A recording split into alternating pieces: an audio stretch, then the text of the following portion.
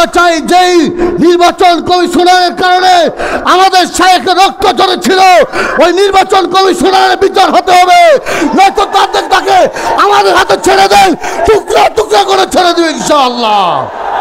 সারে না বাপেরে, জালেমের জুলুম বেশি দিন টিকে না।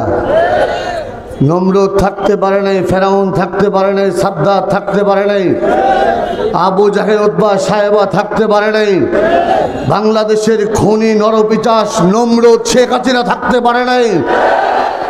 এই নমরুদ, ওই নমরুদের ছিল আগুনের কুণ্ডলী, আর এই নমরুদ তৈরি করেছিল আয়না ঘর।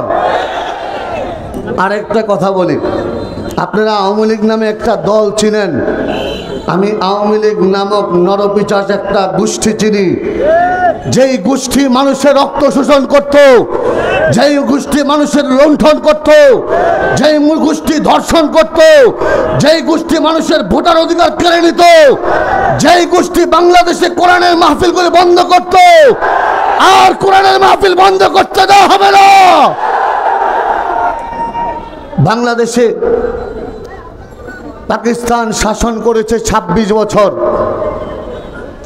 ১৯৫২ সালে রক্ত দিয়েছে, ১৯৫৪ সালে রক্ত দিয়েছে, ১৯৬৬ সালে রক্ত দিয়েছে, ৬৯-এ রক্ত দিয়েছে, ১৯৭১-এর স্বাধীনতা যদিও এনেছিল, কিন্তু আমরা স্বাধীনতার নামে পরাধীন ছিলাম।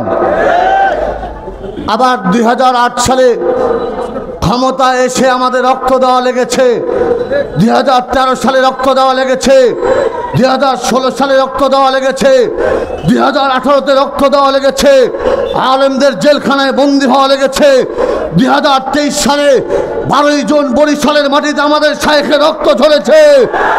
২০২৪ সালে বাংলার ছাত্র জনতা রক্ত দিয়েছে, রক্তের বদলায় বাংলাদেশ আবার স্বাধীন হয়েছে, নতুন সূর্য উদয় হয়েছে। স্বাধীনতার সর্বশেষ দাবি বাংলাদেশ কলঙ্ক মুক্ত হতে চায়।